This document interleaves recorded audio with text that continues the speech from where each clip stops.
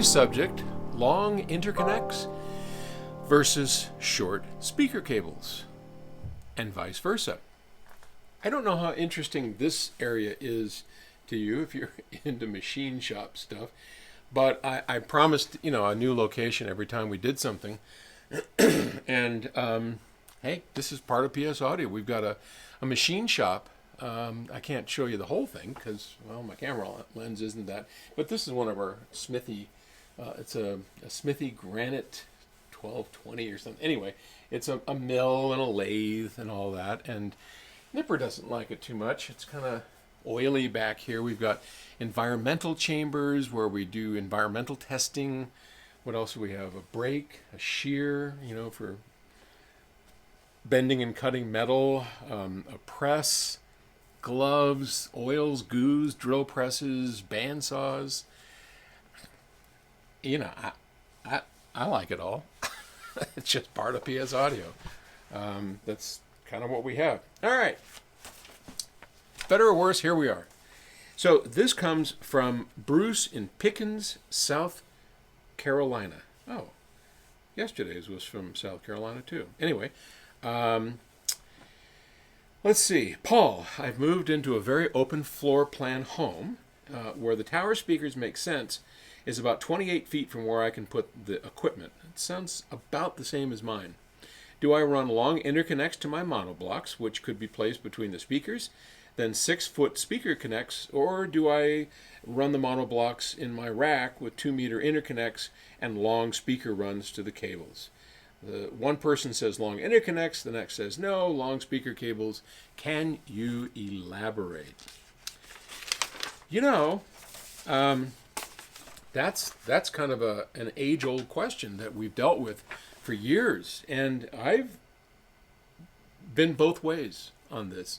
For many years, I believed that the amplifier was the best thing possible. There's gooey stuff here. The amplifier was the best thing possible to drive cables. It has the power, it has the ability to drive a complex load, and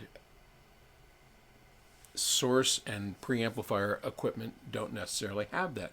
So for many years, I ran long speaker cables and short interconnects.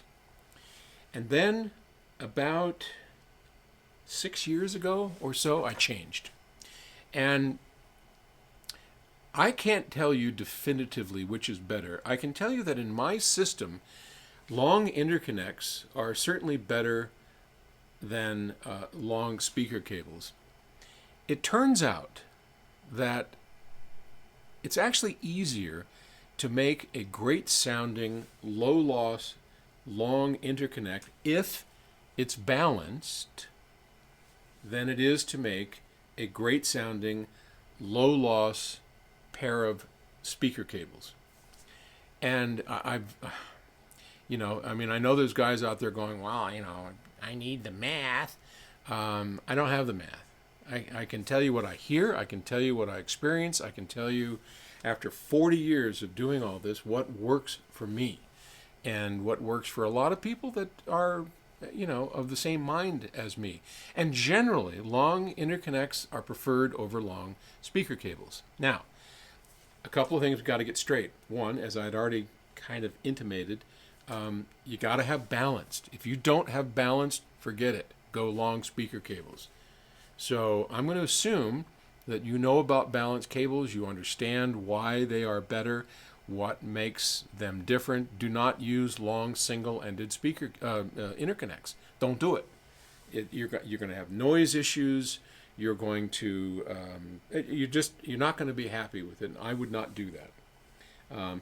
Now, having said that, even if I had the opposite and I had a 2-foot pair of interconnects, I'd go with those. I'd still go balanced because I like balanced cables for a number of reasons. And our equipment, everything we make at PS Audio, in the from our entry level line on up, all have balanced for that very reason, because balanced is better as long as it's true balanced, done in the right way, and you have some decent cables. It's much easier to make a transparent, great sounding balanced cable than it is to do the same with a single-ended cable.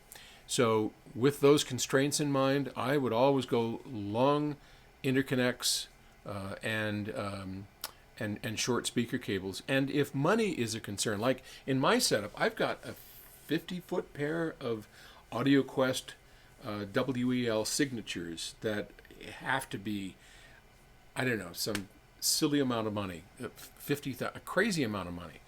And I can't recommend that to anybody. I mean, I'm in the business, so I can get a really good deal on it.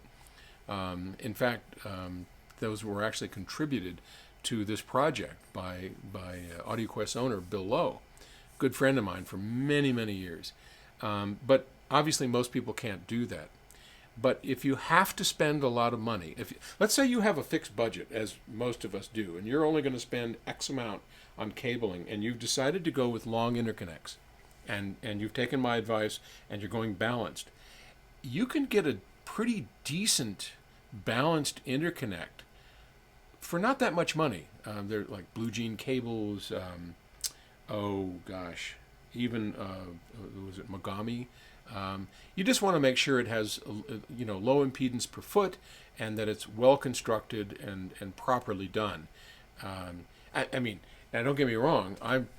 I started with those Mogami wires, and when I went to the AudioQuest, I almost fell over. The difference was so big. But again, they're a bloody fortune.